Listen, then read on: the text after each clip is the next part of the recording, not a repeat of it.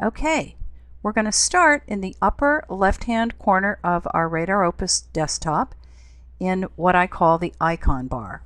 So in the far left corner, we see the icon for Repertories, and when I mouse over and click that icon, my table of contents or content area here on the left-hand side displays all of the repertories that I have in my RadarOpus library.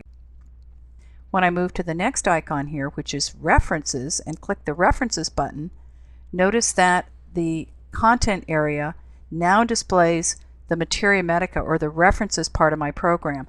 This would be the equivalent of your Encyclopedia Homeopathica if you had Radar and EH or an older version of the software. So we have references here including materia medica, provings, journals, that sort of thing. Now, when we first get started, we're going to skip this Patients button, and I just want to show you also that the Remedies button here, when we click Remedies, is going to give us a display again in the contents area of all of the remedies that are included in the RadarOpus library. Now, just because there's a remedy listed here does not mean that you're even going to find information about that remedy in your program, but this is the large remedy database that is at the foundation of the program. So let's go back and click on Repertories again, switching our content area display back to the list of repertories that I have in my library. Now, I have quite a big library of repertories in my program. You may or may not have as many books as you see listed here on mine. What I'd like to show you is how we can take any book, any repertory, and just as though we were going over to the bookshelf, pulling the book down off the shelf and opening it up to the first page. So I've selected Repertories in my content area. Let's take a look at Boricke's repertory for starters, because it's just the third one here in my list. You'll notice all I do is mouse over the name, the actual title of the book, and when I click, just a left click on the mouse, the repertory itself opens up in this reading area just to the right, just as though we pulled it down off the shelf and opened it up to the first page. Let's try another one. If I take my attention down here to the bottom of my list, I've got my Schroyen's Synthesis Treasure Edition 2009. That's the core repertory that I use. And if I mouse over the title of the book and a single mouse click, my synthesis repertory opens up in my reading area. Let's try another one. Let's go now to the list of references. So I'm going to start in the icon bar at the top. First, I'm going to click the References icon so that now my content area is showing my list of materia medica references. And let's do the same. Let's go with Boricke again here. All I have to do is mouse over the title of the book, and when I click on the title of the book, in this case, Boricke's Pocket Manual of Homeopathic Materia Medica, voila! In my reading area, the book opens to the first page. Okay?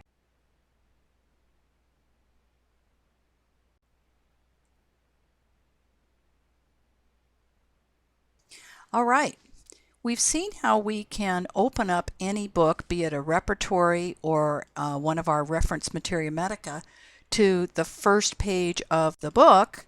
Little impractical though, unless we want to open the book and scroll all the way through page by page. It would be really nice if we could open to a specific part of that book. So let's take our attention back to our table of contents area here. And let's take again as our example Boricke's repertory. Now you'll notice that in front of the title of each one of your books, you'll see a little gray triangle. When the triangle is pointed to the right, that's essentially the closed position, if you will, for the contents. And what I'm going to do now is I'm mousing over the little triangle that's just to the left of Boricke's repertory. And when I click that triangle, the triangle is going to flip to the open position, and you'll notice now that the chapter contents for Boricke's repertory are showing now in the table of contents area. So from here, let's just say, for example, that I want to have a look at the Generalities chapter in Boricke. Now, by clicking on the little icon for Generalities here, You'll notice that in my reading area, my Borky repertory has now opened directly to the Generalities chapter. Okay? And if you'll look back again at the table of contents, you'll notice that when I click again on that little gray triangle, it's going to close back up. Let's do the same thing with the synthesis. For example, if I go down to my synthesis repertory, point to the little triangle, again that little gray triangle, wherever you see those triangles in your program, there's, in all likelihood, you can click the triangle and it's going to open things up for you. So in my synthesis, for example, you'll notice if I want to go to the I chapter, all I've got to do is mouse over the I chapter icon, and in the reading area here, my synthesis has now opened directly to the I chapter. Let's take a look at an example of a materia medica. So I'm going to go back up to the upper left in my icon toolbar, click to put references into my table of contents, and let's again take a look at Borky's Pocket Manual. Noticing that here to the left of the title of the book is my little gray triangle. When I click the triangle to the open position, now instead of having the icons, you'll notice that the various sections of the book are going to be laid out for me here. For example, just under the title of the book is a listing for Publisher's Note, and if I click on the words Publisher's Note, you'll notice that the book has now opened to exactly that position here in the reading area. Notice further that below Publisher's Note, Preface to the 9th edition, for Borky's Pocket Manual here, I have a list of remedies, and there's another little gray triangle to the left. So again, when I click that triangle to the open position, now I've got a list of all of the remedies that are included in this particular book. So I can go very quickly to any one of these chapters just by mousing over the name of the chapter, and again, that information opens up here in the reading area. Let's look at one more way that we can use those gray triangles to display more or less information in the program. As I move to the upper left-hand corner of my content area, you'll notice that the words materia medica actually have a little gray triangle next to them, and that triangle's in the open position, which means that my materia medica books are displaying here below. When I click that little triangle to close up the display of materia medica, what we find is that I've got other groupings of references that are also included in my program. And again, any of these listings can open and close based on a click from my mouse on that gray triangle.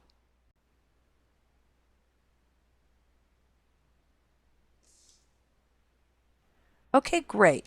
Before we move on, there's one thing that I would like to point out as something to be avoided when you're first learning to use your program.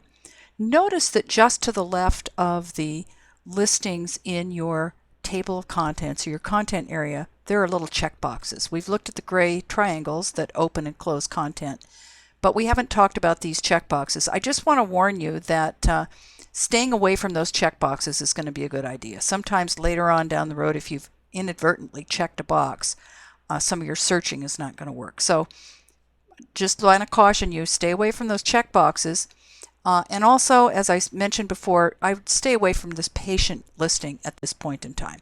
So we're going to move on now to focus on the reading area. We'll start in the upper left-hand corner, selecting Repertories for our contents. I'm going to go and choose my Schroyen's Synthesis Repertory, which opens in my reading area to the right.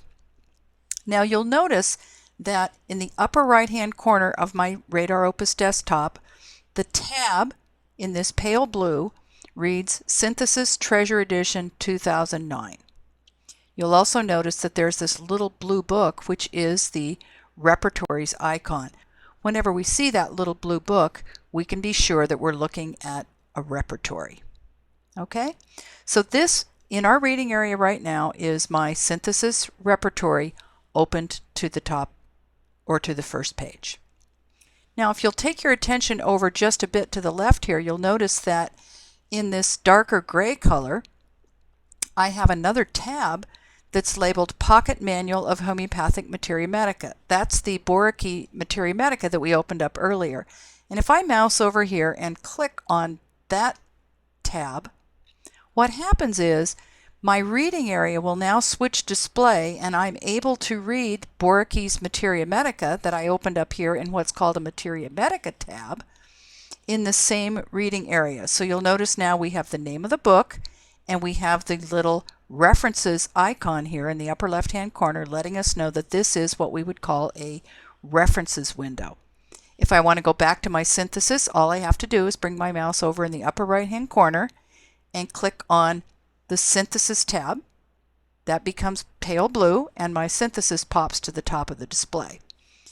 You may also have noticed that I've still got that RadarOpus welcome screen here in the center, and if I want to click on that, I'm right back to my RadarOpus welcome. So you see that you can move around the reading area once you have various windows open just by clicking on the corresponding tab. To close a tab, let's close our RadarOpus welcome tab.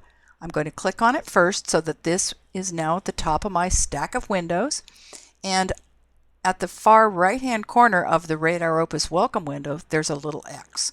That X, as you would expect, will close that window for me, and they're giving me the option to open this the next time. Why not? Okay.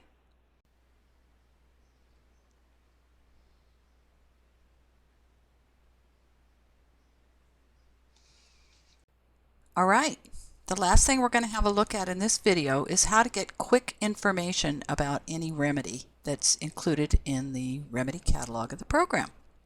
So let's take our attention back up to the top icon bar, and this time we're going to mouse over the icon for Remedies, which is going to bring into our content area, or the table of contents here, that catalog of remedies that are included in the RadarOpus database. Now you'll notice at the top of this window there's a little prompt that says look for remedies, and the cursor is actually blinking there. So I'm going to go ahead and click with my mouse in that look for remedies area, and I'm going to begin typing. We're just going to look at pulsatilla today. So I'm going to begin typing on my keyboard P-U-L-S.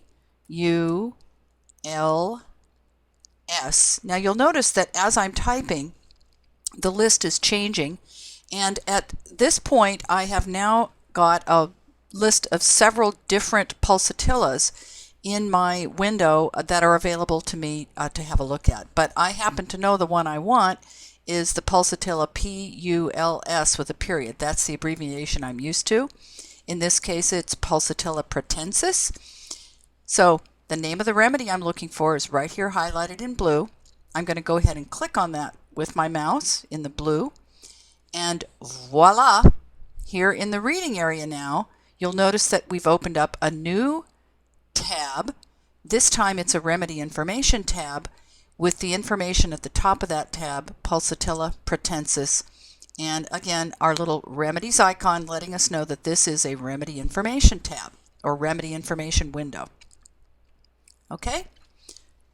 Now this window is going to give various amounts of information depending on what remedy you're looking for.